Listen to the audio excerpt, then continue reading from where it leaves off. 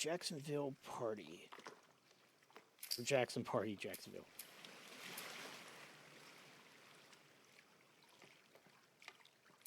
Developer commentary on production video, yeah. See what that's all about. My cat is slowly pushing my mic for. You're about to play an unfinished level from The Last of Us Part 2.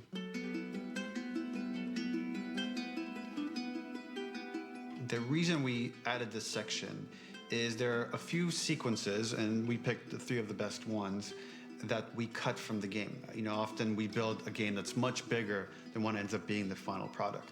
They were months away from being finished, but we wanted to give you an insight of what it's like when we built a game, because often we have this whole thing constructed and it doesn't have final art or audio or dialogue. And here you get to see the building blocks of what it's like when we first string a bunch of these levels together. This is the intro to the first deleted level, and this one is the roughest of the 3. We wanted to show more of how Jackson operates. So this is the festival where Ellie ultimately kisses Dina. This sequence would have come very late in the game as a flashback sequence while you're in the farm with Dina. And we wanted to show what is the rest of Jackson doing. And wanted to put on the stick, make it interactive. So you could see when you're outside, there are all these almost like carnival games that you can play. You could mix drinks, you could play with these kids that are playing a sort of clicker Marco Polo, sit down and listen to conversations. And all the different interactions were first or second pass, very, very early passes. The building blocks are there, but nothing is final. And ultimately, while we were very excited by the sequence, it's pretty fun and lighthearted. It just slowed things too much as we're barreling towards the end of the story at this point. So again, reminder, rough, missing audio, missing animation, missing gameplay tweaks, missing dialogue, but pretty representative of what it would have been. So enjoy.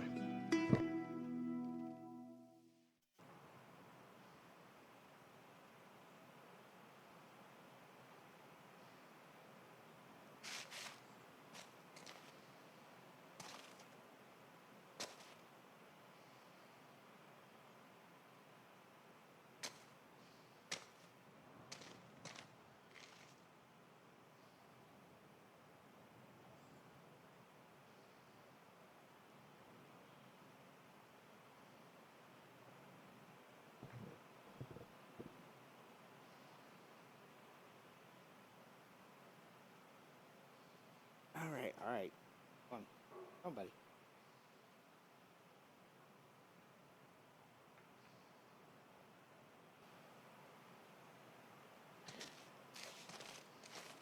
The Steam commentary bubble.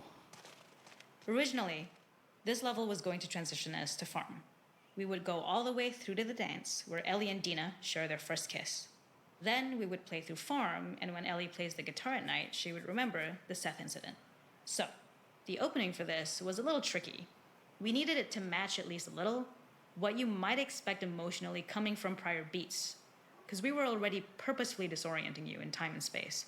Remember, you just came from this huge fight. To jump straight into it would have been a little too jarring. After some back and forth, we rooted it in Ellie's nerves, calling back to her hands shaking in the theater. But this time, for a much more innocuous reason we'll find out later. She's nervous because she has a crush on Dina, who is the only reason why she's here at the dance.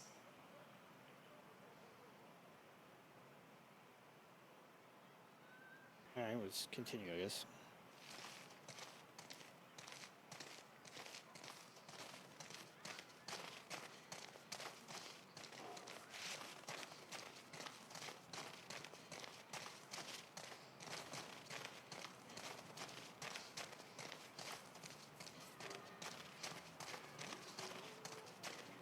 Something we really wanted to do was highlight the way their lives had turned upside down since she went down this path. We had this idea of recontextualizing all of our usual gameplay mechanics that were designed for really violent ends. The workbench, door bashes, throwable weapons, and even the infected, which is my personal favorite. Peppered throughout the level are moments of levity or shared history, all the while seeing how happy and mundane they all were before her huge revenge odyssey.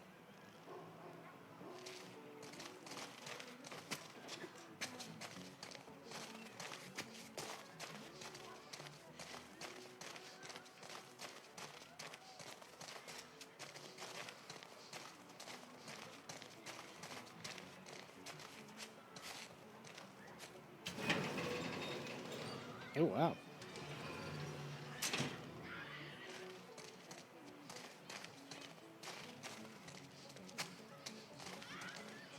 It is not a festival without one of these throwing games. This one, of course, uses our throwable system where you're often chucking explosive things or stunning things, but for a more wholesome purpose, although some people take this game really seriously. A fun aspect of this is if you did well, you could win a toy here. Ellie would place it in her pocket. If you had done this, you'd find the toy with JJ, the baby, later back at the farm. When we cut this, the toy made it through anyway because it was so cute. It is the same one you see on the tractor at the farm. Ollie the elephant. Okay.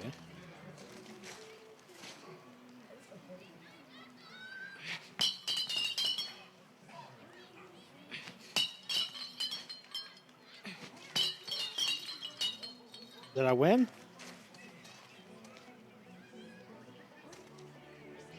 Oh, well, I guess not. Probably didn't actually do the animation for it. This is one of my favorite sections because I think that it achieves both the slice of life aspect of Jackson while also being a stark reminder of how dark the world that they live in really, really is. To attract attention and curiosity, one of the kids was supposed to make this adorable, messed up little clicker impression, and the others would giggle. We tried a version where if you got close enough, the kid might try to follow you a little before turning back. Since clickers are blind and move by echolocation, for this game of messed up tag, Ellie must close her eyes and listen for when the children give themselves away. The thought was that these kids are in relative safety. They still grow up with the dangers of clickers and runners, and all those lessons would embed themselves in the games that they play. When the festival got cut, they tried to preserve this moment and move it to the front of the game where the snowball fight is, as a tutorial. However, being in the headspace of a clicker doesn't really teach you how to deal with them. Eventually, it evolved, and they instead made the snowball fight, which was, I think, way more effective. For me, it's character illuminating that not only does Ellie know this game, she plays along. There's a familiarity with the kids that's really nice to see, especially because it's such a difference from the Ellie we see later, who has a sort of hollow normalcy that she's trying to get with JJ, but kind of fails. I had an interaction with one of these kids. There we go. And now Shiv.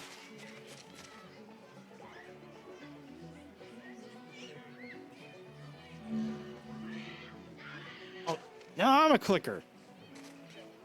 Oh my god. Gotcha. Oh no! Ah! Oh well.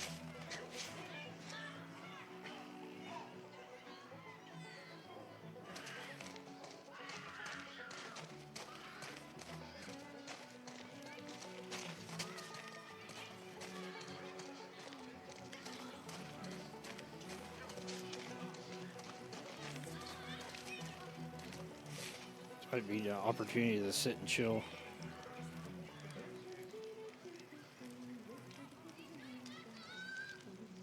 Yep.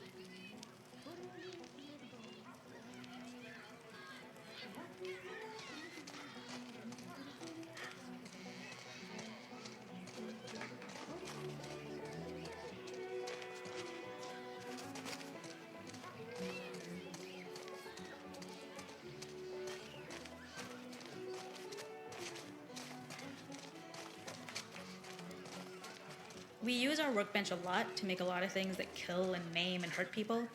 Here, we had the silly idea of using the same feel, harkening back to the Tequila. same animations, using the exact same UI to instead fix a drink. Like the workbench, you could pick your base and then you could add something to it. And at the time, we had some different reactions from Ellie based on how strong you chose to make the drink. Something we wanted to prototype though, before it got cut, was picking up some ingredients around to add, like a lime or maybe a bottle of someone's favorite whiskey or salt, like you were earning upgrades. We also toyed with having Ellie carry around the drink you made and occasionally sip it, psyching herself up to go talk to Dina inside because she's nervous. It got too noodly though, because she would need to keep placing it somewhere before she did anything, so it would have ended up more trouble than it was worth. Alright, let's see if we miss anything. We go over that way.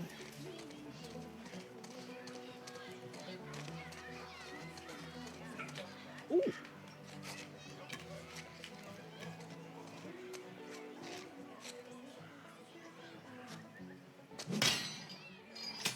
What the heck?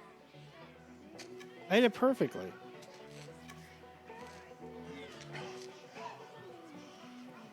I thought I did.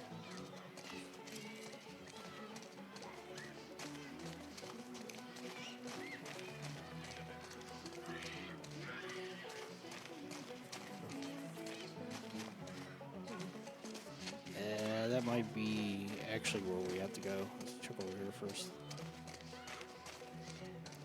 There's a hidden spot at the back that was just a bit of fun. It was highlighting Jackson's normalcy with something we would find in a real world. In the back, you would find teenagers finding some alone time with each other in a dark corner of a party. It was rewarding the player for peeking into a hidden corner, but ultimately redirecting them back to the festival. We also had versions of them smoking weed here, despite Maria's consternation, probably having gotten it from Eugene.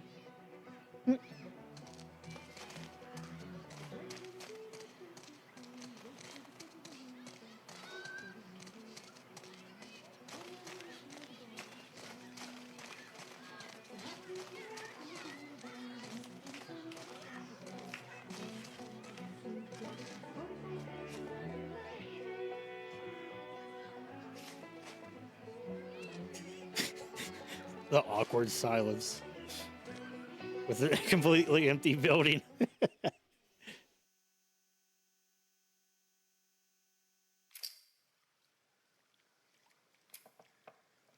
Seattle sewers.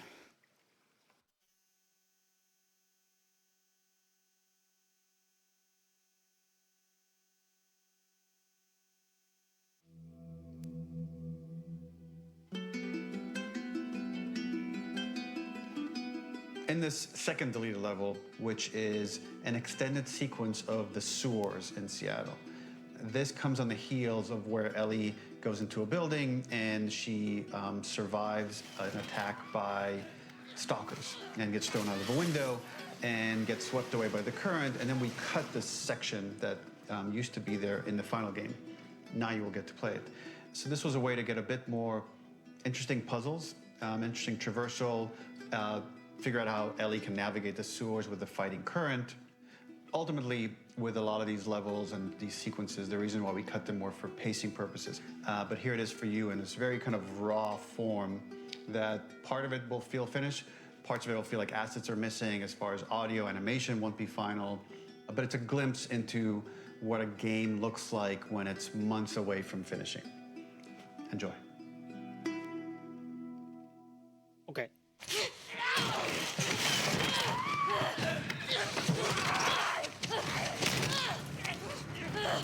Get off of me!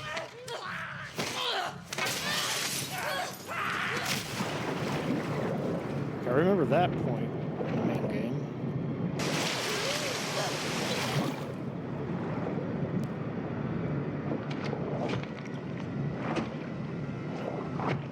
I remember playing as Ellie, I guess so.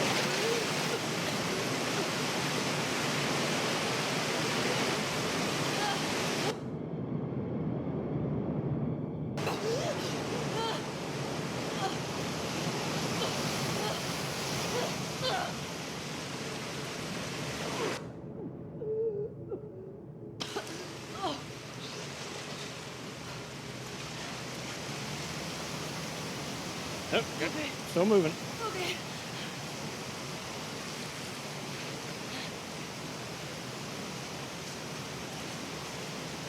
Fuck Seattle. Okay. Where the hell am I? The ladder acts as an immediate goal for the player, but being able to climb out is not going to be so easy. To keep levels interesting and engaging, we alternate between positive and negative values the player experiences. Here, it's a positive to have found the ladder, but then a negative to discover it's not the solution. But then another positive to identify the next short-term goal of the doorway. By alternating between these opposing values, we give players what they expect, but not how they expect it.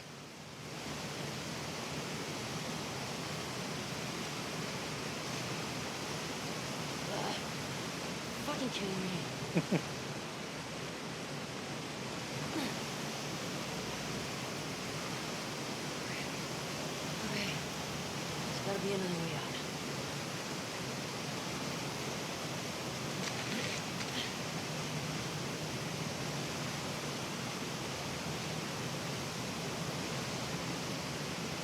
try the water? See if I can get over to the other side right there.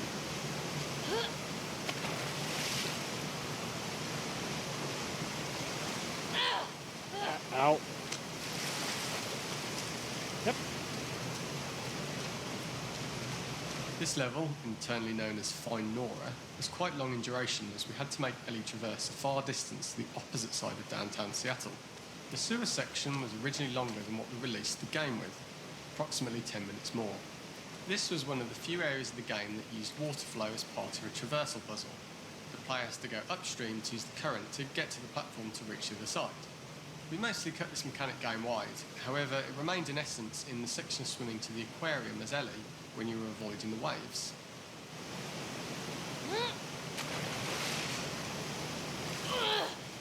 Get up there.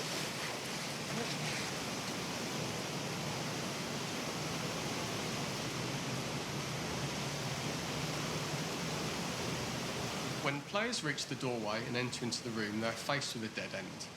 The real reason for this dead-end room is that on the reversal, when exiting back out of the doorway, players are faced with the route onwards. A pipe that they'd not been able to see when they were swept past it on the way in, and something that was hidden from view when on the side platforms. The intention here being that the only option is to go off the standard path in order to search for a way out. What have we got here? Oh no.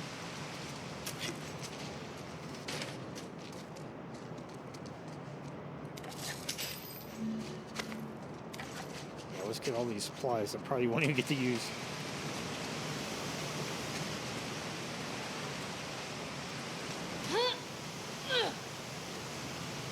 Get me the hell out of here. Throughout the rest of the level, we also used light to indicate to the player that they were heading in the right direction. At each turn, however, we blocked the direct route forward. Players would know that they just have to keep finding alternative paths, promoting those feelings of being desperate and trapped. We slowly introduced the player to consider climbing into smaller pipes and crouching in these tight spaces. This is to slowly build up to, and encourage, the player to climb into such a small pipe that they'd have to be crawling on their stomach, which is something that the player previously may not have recognised as a playable space, let alone the desired route they need to take.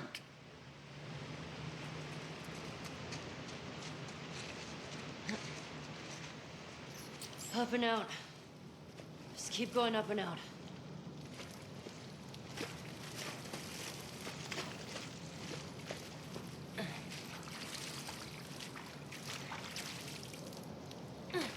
Nicely.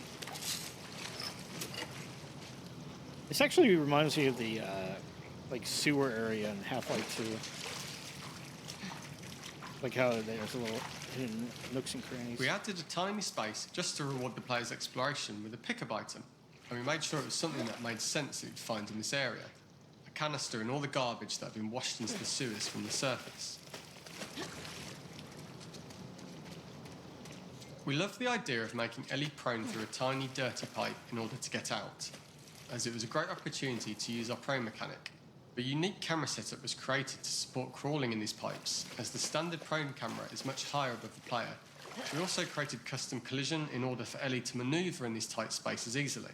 Initially, the oblong collision capsule around her character caused issues crawling around corners. We put extra effort into the custom corner collision, so the movement experience is as smooth as the main game. Fuck. Okay. Don't lose your shit, Ellie.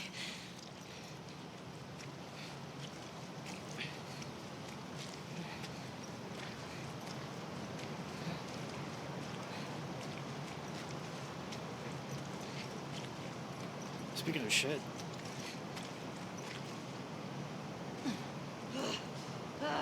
In order for the player to feel cramped, claustrophobic and desperate, we'd been enforcing the traversal mechanics that allow for a tight environment which promote these feelings.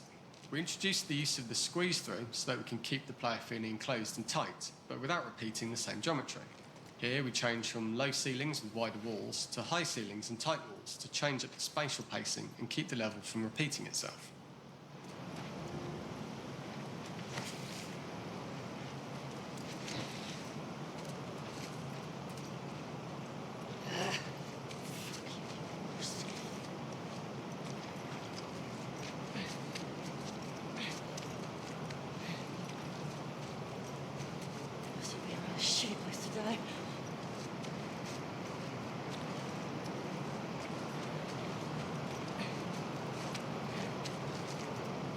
Originally, we had the water line much higher here, so players had to swim through this tight tunnel. However, from watching user test feedback, it was occasionally causing people to discount the route entirely and turn back on themselves. So to avoid any risk of this happening in the final game, we present a lower water level so the tunnel is easy to see and commit to using. Although this isn't as impactful without the prone swim, it's the better decision as it means a smoother experience for the player with no backtracking frustration.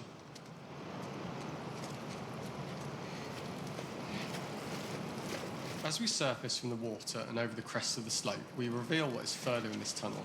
A clicker that's sprouted and fungus has grown on the sides of the pipe. It was great to see people who user-tested this area becoming increasingly worried as we forced the player to squeeze past the fungus and inches away from the clicker's face, all the time not being sure whether the clicker might be alive or attack them. Although we aren't as cruel as to force a clicker attack in such close proximity, we do have a payoff for this moment. This clicker momentarily turned into Joel to show Ellie's PTSD from what happened to Joel at the start of the game. Ultimately, we decided to save this moment for the farm level, as it was more impactful there because it could become the centrepiece of that experience. Whereas in the sewers, we weren't able to make it as much of a narrative point and give it the breathing room and reaction time that it deserves, given the tight space.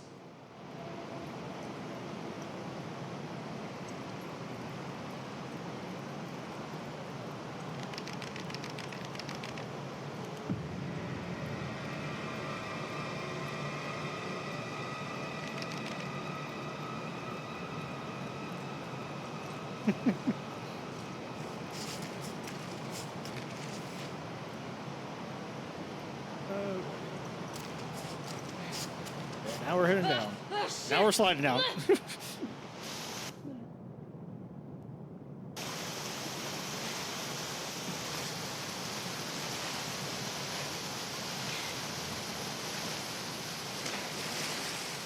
For the final section, we eventually opened you out into a wider area as you traverse through such tight spaces leading up to this.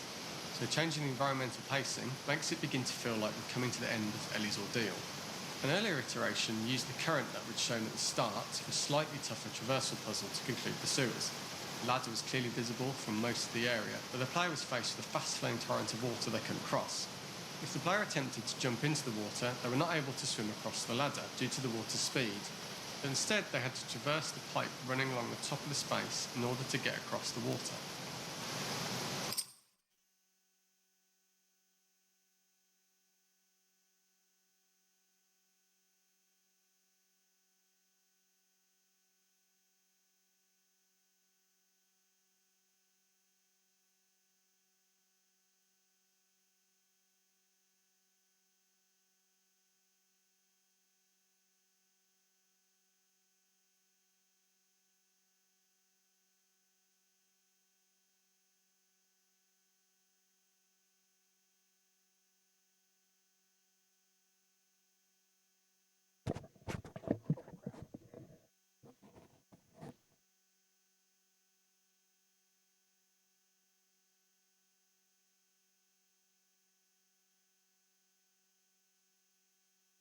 There we go. We're back.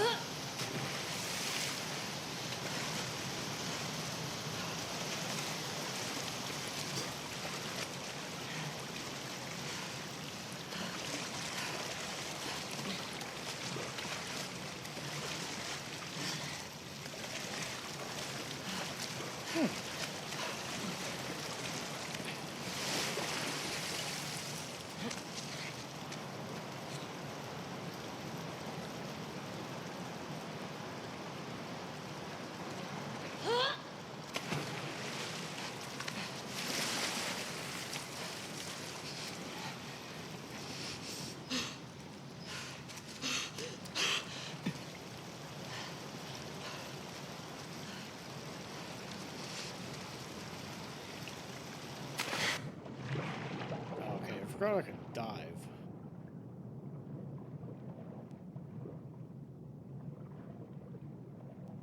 I don't know if that's going to help, though.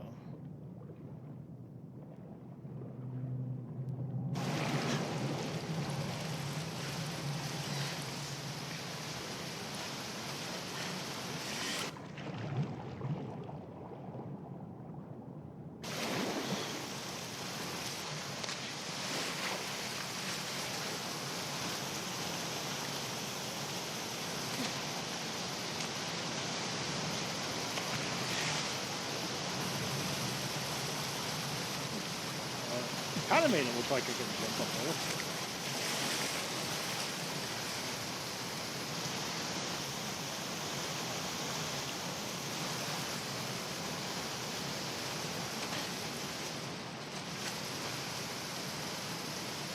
For the final section, we eventually opened you out into a wider area as you traverse through such tight spaces leading up to this. So changing the environmental pacing makes it begin to feel like we're coming to the end of Ellie's ordeal. An earlier iteration used the current that was shown at the start for slightly tougher traversal puzzles Wait, to already complete went the back. sewers. The ladder was clearly visible from most of the area, but the player was faced with a fast Oh, flowing something torrent new of on this. water they couldn't cross. If the player attempted to jump into the water, they were not able to swim across the ladder due to the water's speed. So instead, they had to traverse the pipe running along the top of the space in order to get across the water. Oh, now I found the pipe.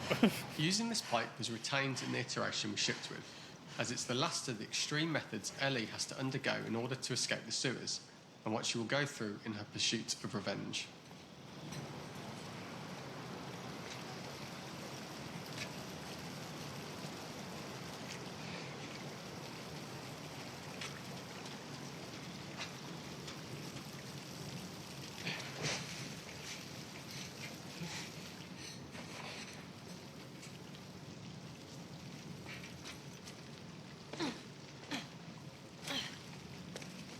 The last ladder climb is quite lengthy, and although we could have trimmed it down to a shorter climb, we liked how this last segment of the journey built anticipation for whether there was success at the top or not after all you've been through. Ultimately, the ladder exits out into the subway station, which is how it connects in the final game. Ellie then has to find her way to the hospital from here, crossing paths with the scars for the first time.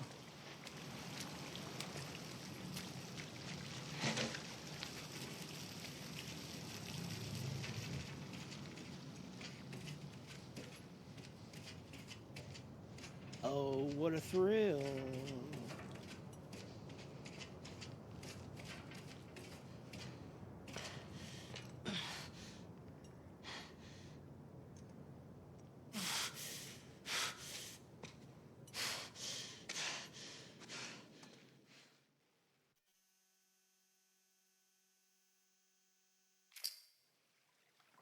And the hunt.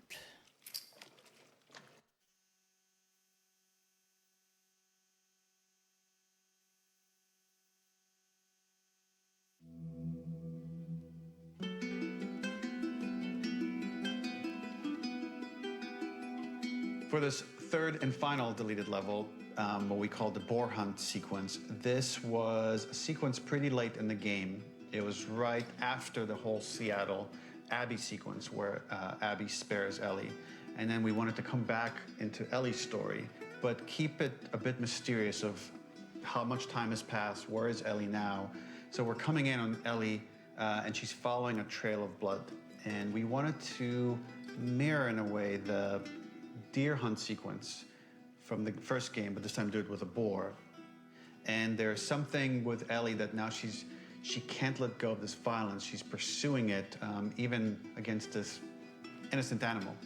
This was another opportunity to show how the violence that Ellie has experienced, the violence that she witnessed being afflicted onto Joel, is still sticking with her. And she's still experiencing these PTSD moments. This was a sequence that was pretty far along and was cut pretty late in production. Parts of it are still really rough, but the gameplay, the building blocks were all there. I think you'll have fun to see, like, again, a rough, unfinished sequence that you can play. You can see all the way to the end, and including a cinematic that we end up cutting.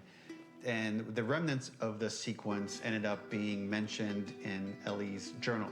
So this part of the story that we developed still made its way into the game as kind of optional stuff that you could read about, but here you get to experience it. So as a reminder, this is pretty rough, months away from being finished, but you get to see it now.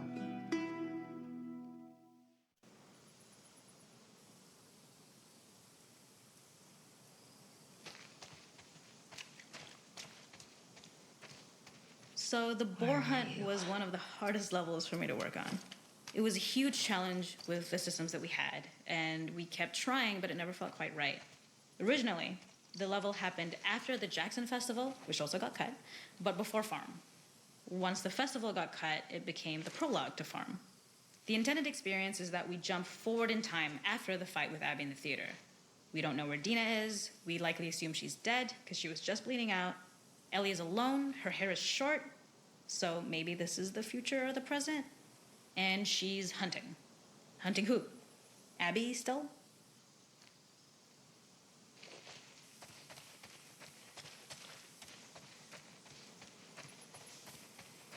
I feel like I'm going to miss one of the speech bubbles, how open of an area it is. Where's the blood? Give me the blood, Eli.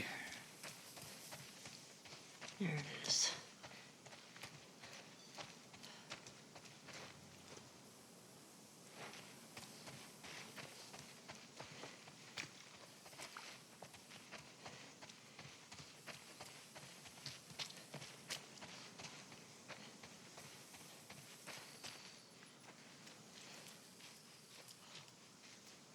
In early iterations of the fight, it was more arena-like.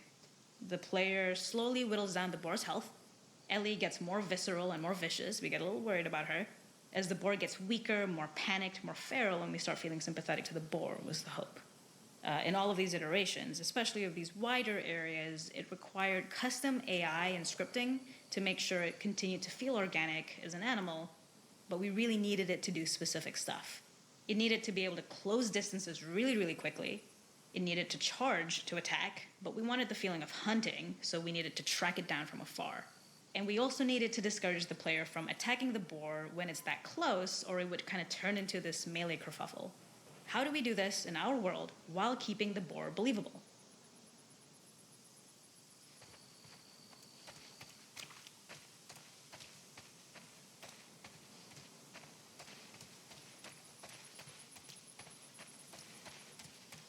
We must have gone through 5 or 6 iterations of the boar fight and all, and every single time it changed pretty drastically. We split it into clear phases, where one was like all long range.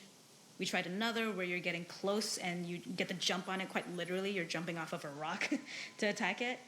And then finally, we tried a bunch where you almost sort of go around a bunch of trailers and try and wrestle it. We uncovered after some time that taking down a boar over several phases felt very laborious and a little dramatic. It was comically long. It felt too boss-like, a little too gamey. We decided to cut the first few phases, and we opted for a cold open after the boar had already been hurt off screen.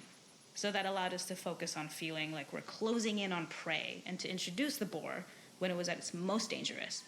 Already hurt, already feral, much too close for comfort. And so the thinking was it would bring us more into Ellie's mindset. Is this really hunting for food, or is she hunting for some other reason?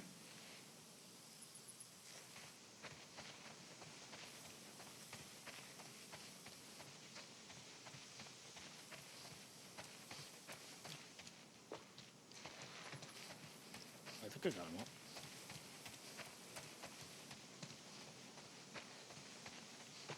Gotcha.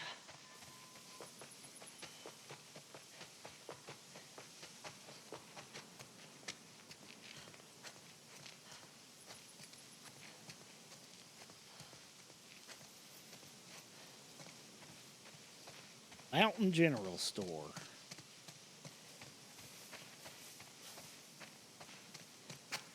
Swing set back here? Oh, it's well, that's the one. How the hell do I get in there?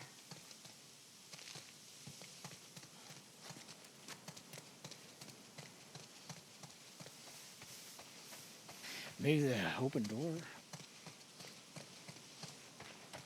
The gas station was built to highlight the bore's destructiveness. Since it's cramped, the bore feels larger. We also feel trapped with it, though perhaps it's trapped with us. When it charges, it gets to us quickly, so we must be on our toes.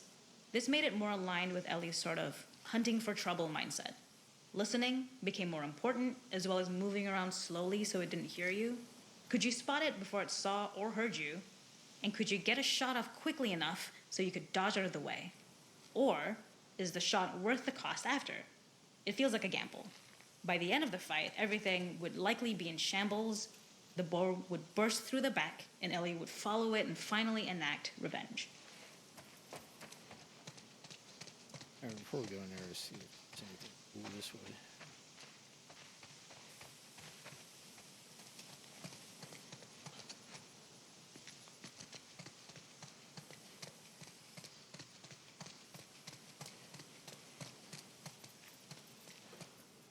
Okay.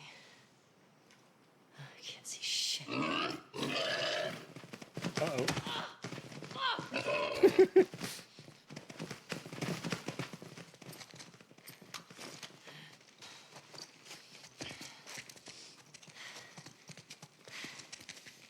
I love the half-baked anime. Or animation. Half-baked anime! Is he stuck somewhere? No, he's not. Got you.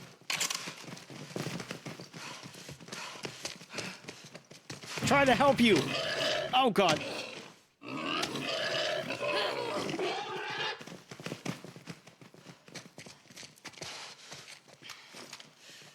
Get back here.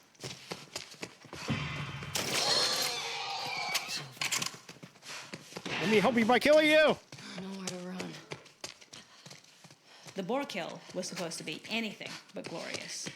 With the boar whimpering at the back of the gas station after Ellie's relentless hunt. After this, hearing the drone that we kind of come to associate with Ellie's trauma, we would hard cut to the stream where she's washing her hands and holding rabbits that she hunted, about to return to Dina. And there would be no mention of the boar.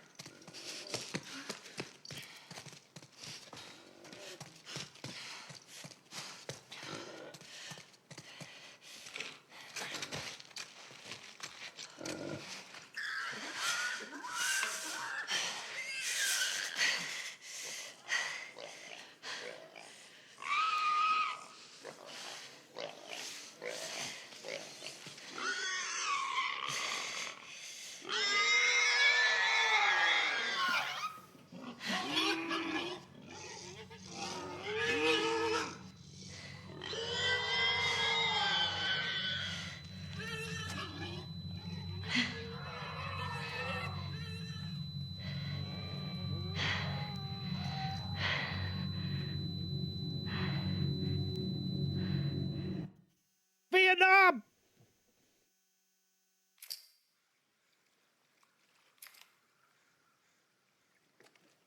Well, that's all I think we'll end it there for today.